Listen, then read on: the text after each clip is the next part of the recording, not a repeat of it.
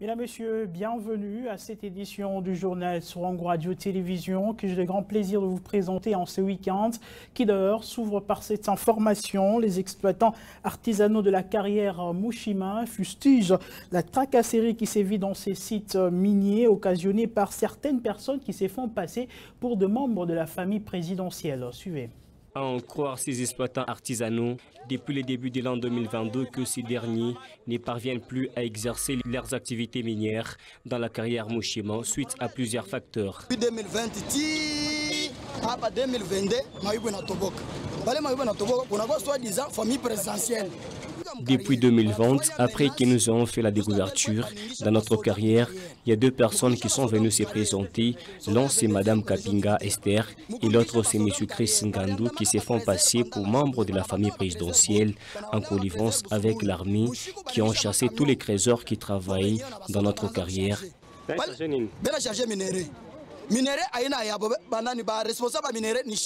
Par la même occasion, ces trésors plaident pour la transparence dans cette carrière.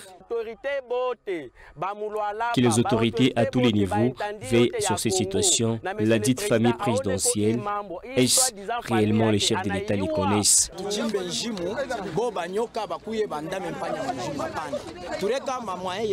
On ne peut pas faire la découverture pour que certaines personnes en jouissent, que les chefs de l'État puissent s'impliquer dans ces dossiers.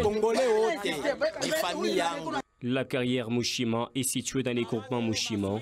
Depuis sa création, ces sites est toujours objet de polémiques et conflits entre créateurs artisanaux et tierces personnes.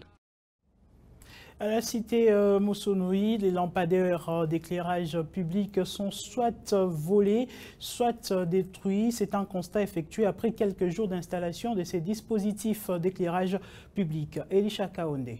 Seuls les lampadaires se trouvant dans les parcelles habitées ont la vie sauve. Pour le reste, les uns ne gardent que des poteaux dépourvus de lampes, d'autres sont carrément volés des panneaux solaires jusqu'au projecteur. Rien n'a été laissé par des personnes non autrement identifiées, par exemple sur les avenues Malembankoulou et Oshwe. Sur l'avenue Malembankoulou du côté Saba, les mêmes jours d'installation, les inciviques ont volé.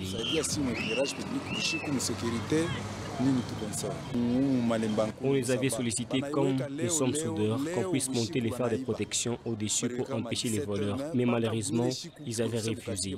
Voici maintenant les conséquences. Selon les habitants, les voleurs entrent en opération la nuit alors que la population est en plein sommeil.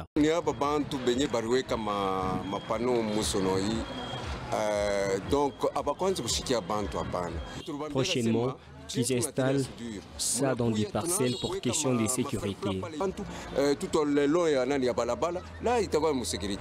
public,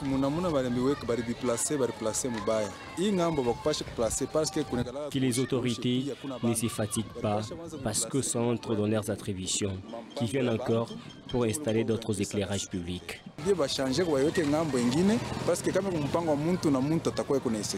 Ces lampadaires ont été fixés par la commune de Dilala il y a quelques mois, dans l'objectif de doter de l'éclairage public à la population de Moussonoï.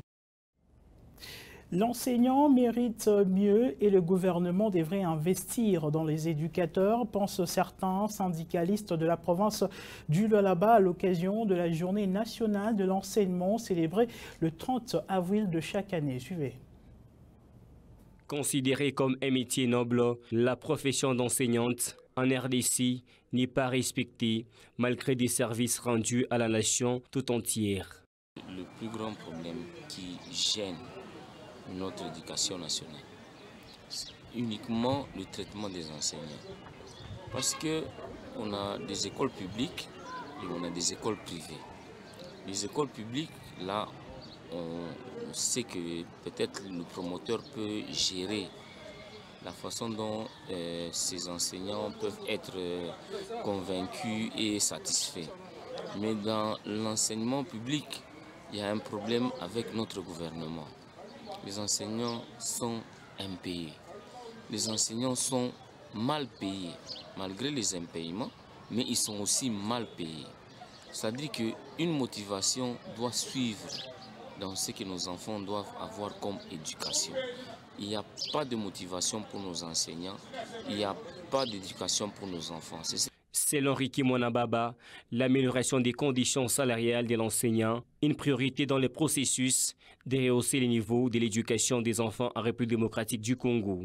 Le gouvernement a assez de moyens pour récupérer et remonter le niveau des enseignants. Par exemple, moi je vais vous dire que le pays est en pleine réhabilitation en ce moment.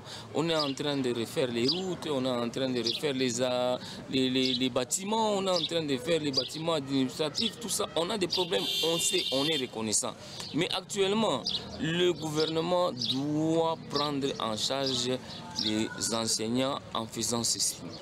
Les enseignants sont là en train d'enseigner et les parents sont là en train d'assister les enseignants dans différents comités et dans différentes organisations. Le gouvernement a assez de moyens et ces moyens-là viendront d'où? On a la SNEL, on a les entreprises publiques, on a tout ça et dans le budget,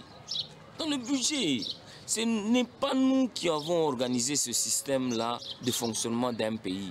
Ce n'est pas nous qui avons institué cette constitution.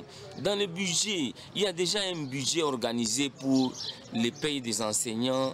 Il y a déjà un budget qui est déjà organisé pour le fonctionnement de ceci et de cela. Pourquoi est-ce que ce budget-là n'est pas encore atteint? La Journée mondiale de l'enseignement vise à valoriser toute personne qui se donne à la formation de l'homme en RDC, qui est une priorité du gouvernement congolais. Soucieuse des désenclavés, le là-bas profond, Fifi Masuka Saini Marie-Thérèse a dépêché la commissaire générale du gouvernement en charge de l'entrepreneuriat de jeunes émergence de la classe moyenne, Lydia Kapapa, pour inspecter les travaux de réhabilitation de la route nationale numéro 1, compris entre Ngouba et Lubudi. Suivez.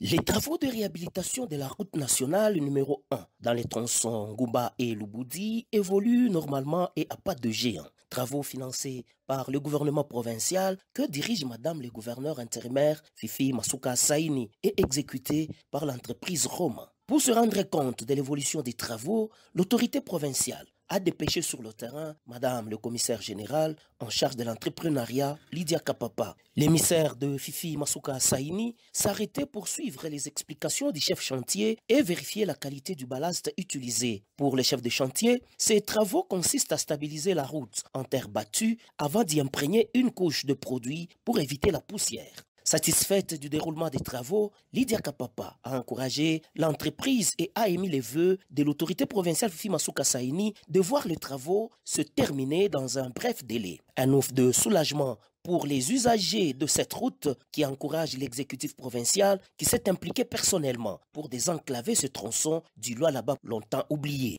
La commissaire générale en charge de l'entrepreneuriat s'est rendue compte du calvaire que vivent les enfants du territoire de Lubudi et a promis de faire rapport à Fifi Masuka Saini qui concrétise la vision du chef de l'État pour rendre viables les territoires. Cohabitation entre les communautés, la société civile du Grand Katanga menace de ne pas participer à la clôture des assises si et seulement si les résolutions de ces dernières ne sont pas connues d'avance. Maître Shadrach Moukad a été joint par Pascal Panga, on l'écoute. Nous avons été consultés, nous soulignons bien, la société civile a été consultée, elle a donné des préalables, elle a déclaré, elle a dit tout ce qu'elle a entendu comme souci majeur de la population. Et nous avons dit, nous allons nous engager dans la promotion du vivre ensemble, amener les compatriotes congolais tous de s'accepter mutuellement. Mais aujourd'hui, nous avons dit dans notre déclaration d'hier, le chef de l'État ne nous a pas encore reçus. Nous attendons qu'il nous reçoive et cela a été programmé pour aujourd'hui avant la clôture.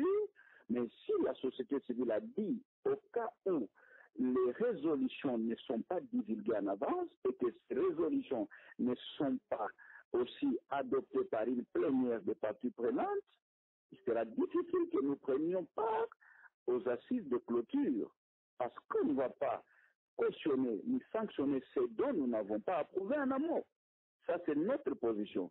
Le fait, nous avons déjà des invitations, mais la position de la société civile du Katanga est de dire que si on adoptait en plénière les résolutions, nous les acceptons, nous les assumons, et là, oui, nous allons participer à la clôture. Tant que jusque-là, nous ignorons quel est le contenu de ces résolutions et les résolutions contiennent quoi? Nous émettons des réserves pour ne pas endosser les responsabilités dans l'avenir.